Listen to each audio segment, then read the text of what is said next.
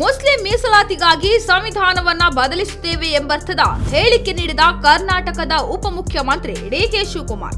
I know that everyone will go to the court. Let us wait for some good day. Good day will come. ಕಾಂಗ್ರೆಸ್ಗೆ ಸಂವಿಧಾನಕ್ಕಿಂತ Muslim ಓಲೈಕೆ ಹೆಚ್ಚಾಯಿತೆ. Lot of changes are there. Constitutions will be changing. There are judgments which alters the constitution also.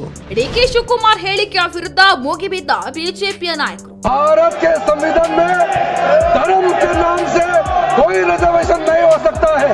ಸಂಸತ್ತಿನಲ್ಲೂ ಪ್ರತಿಧ್ವನಿಸಿದ DK Shivakumar ಸಂವಿಧಾನ ವಿರೋಧಿ ಹೇಳಿಕೆ. आप वहाँ कहते हो कि मुसलमानों को रिजर्वेशन देंगे और यहाँ बाबा साहब का फोटो लेकर के आप नाटक करते हो. ಉಪಮುಖ್ಯಮಂತ್ರಿ ಸ್ಥಾನದಿಂದ ತಕ್ಷಣವೇ ವಜಾ ಮಾಡಲು ಕೇಂದ್ರ ಸಚಿವ ಕಿರಣ್ ರಿಜಿಜು ಆಗ್ರಹ.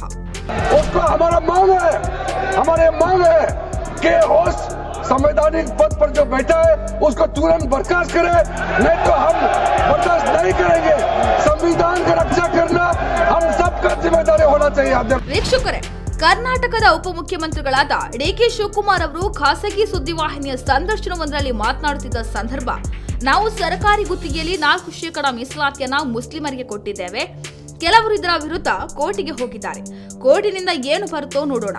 ತುಂಬಾ ಒಳ್ಳೆಯ ಬದಲಾವಣೆಗಳು ಆಗಲಿಕ್ಕಿದೆ. ಮುಂದೆ ಸಂವಿಧಾನ ಕೂಡ ಬದಲಾವಣೆ ಆಗಬಹುದು ಎಂದು ಹೇಳಿದ್ದು ಈಗ ದೇಶಾದ್ಯಂತ ಚರ್ಚೆಗೆ ಗ್ರಾಸವಾಗಿದೆ. ಮಾನ್ಯ ಉಪಮುಖ್ಯಮಂತ್ರಿಗಳ ಈ ಹೇಳಿಕೆಯ ವಿರುದ್ಧ ಬಿಜೆಪಿ ಮುಗಿಬಿದ್ದಿದೆ. ಬಿಜೆಪಿ ನಾಯಕ ಶಹಜಾದ್ ಪೂನಾವಾಲಾ ಈ ಬಗ್ಗೆ ಖಾರವಾಗಿ ಪ್ರತಿಕ್ರಿಯಿಸಿದ್ದು, ಬೆಕ್ಕು ಬಿಲದಿಂದ ಹೊರಬಂದಿದೆ ಎಂದು ವ್ಯಂಗ್ಯವಾಡಿದ್ದಾರೆ.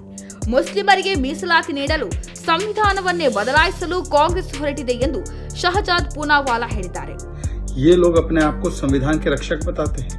राहुल गांधी बोलते हैं देखो दूसरे लोग संविधान बदल देंगे, और स्वयं चाहते हैं कि संविधान बदलकर आम्बेडकर जी के खिलाफ जाकर, संविधान की मूल भावना के खिलाफ जाकर, आरक्षण के खिलाफ जाकर मुस्लिमों को धर्म के आधार पर आरक्षण देने के लिए संविधान को तहस नहस कर दे.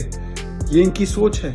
ಇನ್ನು ಬಿಜೆಪಿ ರಾಷ್ಟ್ರೀಯ ಐಟಿ ಸೆಲ್ನ ಮುಖ್ಯಸ್ಥ ಅಮಿತ್ ಮಾಳವಿಯ ಕೂಡ ಪ್ರತಿಕ್ರಿಯೆ ನೀಡಿದ್ದು, ಸಂವಿಧಾನದ ಸ್ವಯಂ ಘೋಷಿತ ರಕ್ಷಕ ರಾಹುಲ್ ಗಾಂಧಿ ಈಗ ಎಲ್ಲಿದ್ದಾರೆ ಎಂದು ಕೇಳಿದ್ದಾರೆ. ಕಾಂಗ್ರೆಸ್ ಯಾವಾಗಲೂ ರಾಷ್ಟ್ರೀಯ ಹಿತಾಸಕ್ತಿಗಿಂತ ಸ್ವಯಂ ಹಿತಾಸಕ್ತಿಗೆ ಆದ್ಯತೆ ನೀಡಿದೆ. ಅವರು ಧಾರ್ಮಿಕ ಆಧಾರದ ಮೇಲೆ ದೇಶವನ್ನ ವಿಭಜಿಸಲು ಹಿಂದೆ ಮುಂದೆ ನೋಡಲಿಲ್ಲ. ಆದಾಗ್ಯೂ ಮುಸ್ಲಿಮರು ಹಿಂದೆ ಉಳಿಯುವಂತೆ ನೋಡಿಕೊಂಡ್ರು. ಇದಕ್ಕಿಂತ ದೊಡ್ಡ ದ್ರೋಹ ಇನ್ನೊಂದಿಲ್ಲ. ಕಾಂಗ್ರೆಸ್ ಎಂದಿಗೂ ಹಿಂದೂಗಳಿಗೆ ನ್ಯಾಯಯುತವಾಗಿ ವರ್ತಿಸಿಲ್ಲ ಎಂದು ಖಾರವಾಗಿ ಪ್ರತಿಕ್ರಿಯೆ ನೀಡಿದ್ದಾರೆ.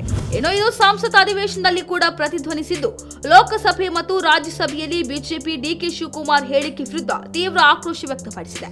ಡಿಕೆ ಶಿವಕುಮಾರ್ ಅವರನ್ನ ತಕ್ಷಣವೇ ಉಪಮುಖ್ಯಮಂತ್ರಿ ಸ್ಥಾನದಿಂದ ವಜಾ ಮಾಡಬೇಕು ಎಂದು ಕೇಂದ್ರ ಸಚಿವರಾದ ಕಿರಣ್ ರಿಜಿಜು ಆಗ್ರಹ ಮಾಡಿದ್ದಾರೆ.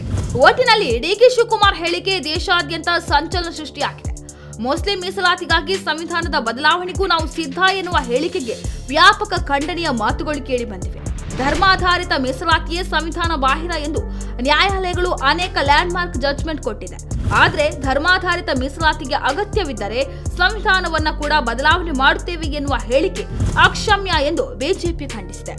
ಇದಾಗಿತ್ತು ಈ ಹೊತ್ತಿನ ವಿಶೇಷ. ಇನ್ನಷ್ಟು ಹೆಚ್ಚಿನ ವಿಚಾರಗಳಿಗಾಗಿ ನೋಡ್ತಾ ಇರಿ ರಿತಮ್ ಕನ್ನಡ.